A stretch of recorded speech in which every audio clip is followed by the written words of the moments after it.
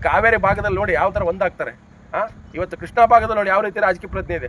ನಮ್ಮ ಚಿತ್ರದುರ್ಗ ಬಯಲುಸೀಮೆ ಜನಕ್ಕೆ ಏನಾಗಿದೆ, ದಪ್ಪ ಚರ್ಮನ ಮಾತೆತ್ತದೆ, ನೈಸಾಗಿ ಮಾತಾಡ್ತಾರೆ. ಓಟ್ ಹಾಕಿರಿ ಈ ಸಲ ನಾವು ನೀರು ತರ್ತೀವಿ ಅಂತ ಹೇಳ್ತಾರೆ. ಪ್ರತಿಯೊಬ್ಬರ ಮನೆಗೆ ಒಂದು ಬೈಕ್ ಇದಾವೆ, 2 ಬೈಕ್ ಇದೆ, 3 ಬೈಕ್ ಇದಾವೆ, ಕಾರ್ಗಳು ಇಟ್ಕೊಂಡಿದ್ದಾರೆ. ನೀರು ಮಾತ್ರ ಭದ್ರಾಮಂತೆ ಬಂದಾಗ ಫಸ್ಟ್ ಇವರೇ ಕುಡಿಯೋದು, ಇವರೇ ತಗೊಂಡು ಹೋಗೋದು ನೀರು. ಹಾಗಾಗಿ ನಿಮ್ಗೆ ನೈತಿಕತೆ ಇದ್ದರೆ, ಯಾರಿಗೆ ಪ್ರಶ್ನೆ ಮಾಡೋ ನೈತಿಕತೆ ಇರುತ್ತೆ ಅವ್ರು ಹೋರಾಟದಾಗ ಕೈ ಜೋಡಿಸ್ಬೇಕು, ಅಷ್ಟೇ ಹೇಳ್ತೀನಿ.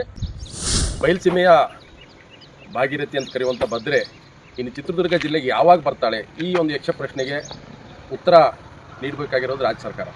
ಈಗಾಗಲೇ ರೈತ ಸಂಘ, ಬಯಲುಸೀಮೆ ಹೋರಾಟ ಸಮಿತಿಗಳು, ಅನೇಕ ಸಂಘಟನೆಗಳು ನಿರಂತರವಾಗಿ ದಶಕಗಳಿಂದ ಹೋರಾಟ ಮಾಡ್ತಾ ಬಂದರೂ ಕೂಡ ಇಲ್ಲಿವರೆಗೂ ಭದ್ರಾ ಮೇಲ್ದಂಡೆ ಅನ್ನೋದು ಒಂದು ರೀತಿ ಯಕ್ಷ ಪ್ರಶ್ನೆ ಆಗಿದೆ. ಈ ಪ್ರಶ್ನೆಗೆ ಉತ್ತರ ಏನು ಅಂತಂದರೆ, ನಮ್ಮ ಇಡೀ ಚಿತ್ರದುರ್ಗ ಜಿಲ್ಲೆ ಪಕ್ಷಾತೀತವಾಗಿ, ಜಾತ್ಯತೀತವಾಗಿ ಎಲ್ಲರೂ ಒಗ್ಗಟ್ಟಾಗಿ, ಯುವಕರು, ರೈತರು, ಮಹಿಳೆಯರು, ವಿದ್ಯಾರ್ಥಿಗಳು ಪ್ರತಿಯೊಬ್ಬರು ಕೂಡ ಇದೊಂದು ರೀತಿ ಭದ್ರಾ ಜಲಯಜ್ಞ ಅನ್ನೋ ರೀತಿ ನಾವು ಹೋರಾಟ ಮಾಡಿದ್ರೆ ಮಾತ್ರ ಭದ್ರಾ ಮೇಲ್ದಂಡೆ ನಮ್ಮ ಜಿಲ್ಲೆಗೆ ಹರಿತೆ. ಇಲ್ಲದೆ ಹೋದರೆ ಇನ್ನೂ 10 ವರ್ಷ ಹೋರಾಟ ಮಾಡಿದ್ರು ಈ ನೀರು ಬರೋದಿಲ್ಲ. ಭಾಳಷ್ಟು ಜನ ಹೇಳ್ತಾರೆ ಇನ್ನೊಂದು 1 ತಿಂಗಳಿಗೆ ಬಂದುಬಿಡುತ್ತೆ, ನಾವು 2 ತಿಂಗಳಿಗೆ ನೀರು ಬರುತ್ತೆ, ಮುಂದಿನ ವರ್ಷ ಬರುತ್ತೆ, ಇನ್ನೇನು ನೋಡಿ 28ಕ್ಕೆ ನೀರು ಬರುತ್ತೆ ಅಂತ ಈ ರೀತಿ ಕಿವಿಯಲ್ಲಿ ದಾಸವಾಳ ಹೂವು ಇಟ್ಕೊಂಡು ಬಂದಿರೋ ಹೊರತು ನಮ್ಮ ರೈತ ಸಮುದಾಯದ ಮೇಲೆ ಇವತ್ತಿಗೂ ಕೂಡ ನೀರು ಬಂದಿಲ್ಲ. ಅಂದರೆ ಇದಕ್ಕೆಲ್ಲೊಂದು ಕಡೆ ನಮ್ಮ ರಾಜಕೀಯ ಇಚ್ಛಾಶಕ್ತಿ, ಮತ್ತೊಂದು ಕಡೆ ನಮ್ಮ ಹೋರಾಟದ ಒಗ್ಗಟ್ಟಿನ ಕೊರತೆ ಇಲ್ಲಿ ಎದ್ದು ಕಾಣ್ತಾ ಇದೆ. ಈಗಾಗಲೇ ನಾವು ಹೊಳಲ್ಕೆರೆ ತಾಲೂಕಿನ ತಾಳಕಟ್ಟ ಗ್ರಾಮದಲ್ಲಿ ರೈತ ಸಂಘಟನೆ ಇವತ್ತು ಶಾಖೆ ಉದ್ಘಾಟನೆ ಆಯಿತು. ಹಾಗೆಯೇ ಬೊಮ್ಮನಹಳ್ಳಿಯಲ್ಲೂ ಕೂಡ ಇವತ್ತು ರೈತ ಸಂಘ ಹಸಿರು ಸೇನೆಯ ಘಟಕ ಉದ್ಘಾಟನೆ ಆಗಿದೆ. ಅಲ್ಲೂ ಕೂಡ ಪ್ರತಿಯೊಂದು ಹಳ್ಳಿಯಲ್ಲೂ ಕೂಡ ಇದ್ರ ಬಗ್ಗೆ ಒಂದು ನೋವಿದೆ, ಕೂಗಿದೆ. ಭದ್ರಾ ಮೇಲ್ದಂಡೆ ಯೋಜನೆ ಜಾರಿ ಆಗಬೇಕು, ಜಿಲ್ಲೆಯ ಸಮಗ್ರ ಎಲ್ಲ ತೋಟಗಳಿಗೆ ನೀರು ಬರಬೇಕನ್ನುವಂಥದ್ದು. ಆದರೆ ರೈತರು ಒಗ್ಗಟ್ಟಾಗಿ ಹೊರಗೆ ಬರಲೇಬೇಕು. ಬರದೇ ಹೋದರೆ ಈ ನೀರು ನಮಗೆ ದಕ್ಕೋದಿಲ್ಲ.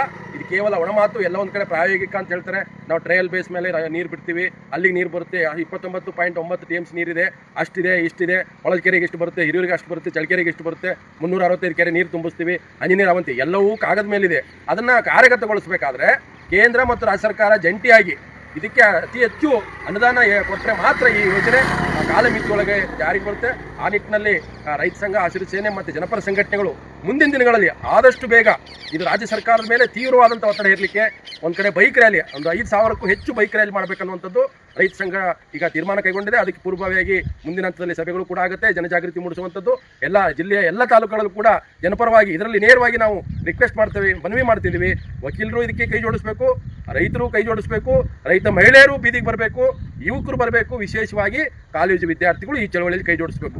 ಇದು ರೈತರು, ಕನ್ನಡ ಪರ ಸಂಘಟನೆಗಳು, ಆಟೋ ಚಾಲಕರು, ಕಾರ್ಮಿಕ ಸಂಘಟನೆಗಳು, ಅಕ್ಷರ ದಾಸೋಹ ಕಾರ್ಮಿಕರು, ಅಂಗನವಾಡಿ ಕಾರ್ಯಕರ್ತರು, ಪ್ರಾಥಮಿಕ ಶಿಕ್ಷಕರು, ನಿವೃತ್ತ ನೌಕರರು, ನೌಕರರ ಸಂಘಟನೆಗಳು. ನೀರು ಯಾರು ಕುಡಿಯಲ್ಲ ಹೇಳಿ? ಭದ್ರಾ ಮೇಲ್ದಂಡೆ ನೀರು ಬರೀ ರೈತರಿಗೆ ಮಾತ್ರನಾ? ಇದು ರೈತರ ಹೋರಾಟ ಅಷ್ಟೇನಾ? ಇದು ಕೃಷಿಗೆ ಮಾತ್ರನಾ? ಭದ್ರಾ ಮೇಲ್ದಂಡೆ ನೀರು ಅನ್ನುವಂಥದ್ದು ನಮ್ಮ ಜಿಲ್ಲೆಯ ಪ್ರತಿಯೊಬ್ಬರಿಗೂ ಕೂಡ ನೀರು ಬೇಕಾಗಿದೆ. ಅಲ್ಲಿ ಮೊಳಕಾಲ್ಮೂರಿನವ್ರು ಕಾಯ್ತಾ ಇದ್ದಾರೆ, ಹೊಸದುರ್ಗವ್ರು ಕಾಯ್ತಾ ಇದ್ದಾರೆ, ಹಿರಿಯೂರವ್ರು ಕಾಯ್ತಾ ಇದ್ದಾರೆ, ಹೊಳಲ್ಕೆರೆಯವ್ರು ಕಾಯ್ತಾ ಇದ್ದಾರೆ, ಆಮೇಲೆ ಚಳ್ಳಕೆರೆಯವ್ರು ಕಾಯ್ತಾ ಇದ್ದಾರೆ. ಇಲ್ಲಿ ಮಾತ್ರ ಕಾಲುವೆ ಒಳ್ಕೊಂಡು ಬಿದ್ದಿದೆ. ಇಂಥ ಪರಿಸ್ಥಿತಿಯಲ್ಲಿ ನಮ್ಮ ಜಿಲ್ಲೆಯ ಜನಪ್ರತಿನಿಧಿಗಳು ಒಗ್ಗಟ್ಟಾಗಿ ಪಕ್ಷಾತೀತವಾಗಿ ಒಂದು ದನಿ ಮಾಡಿದರೆ ಇವತ್ತು ಕಾವೇರಿ ಭಾಗದಲ್ಲಿ ನೋಡಿ ಯಾವ ಥರ ಒಂದಾಗ್ತಾರೆ.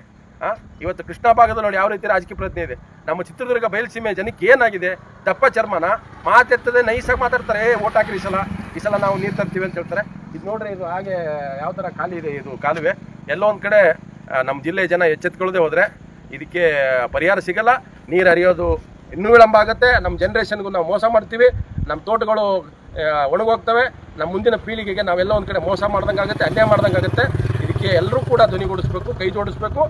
ವಿಧಾನಸೌಧ ಮುತ್ತಿಗೆ ಏನು ಬೈಕ್ ರ್ಯಾಲಿ ಮೂಲಕ ಹೋಗುವಂಥದ್ದಿದೆ, ಅದಕ್ಕೆ ಸಿದ್ಧತೆ ಮಾನಸಿಕವನ್ನು ಮಾಡ್ಕೋಬೇಕು. ಪ್ರತಿಯೊಬ್ಬರು ಕೂಡ ಮನೆಗೊಬ್ಬರು ಬರಲೇಬೇಕು. ಈಗ ಪ್ರತಿಯೊಬ್ಬರು ಮನೆಗೆ ಒಂದು ಬೈಕ್ ಇದಾವೆ, 2 ಬೈಕ್ ಇದೆ, 3 ಬೈಕ್ ಇದಾವೆ, ಕಾರ್ಗಳು ಇಟ್ಕೊಂಡಿದ್ದಾರೆ.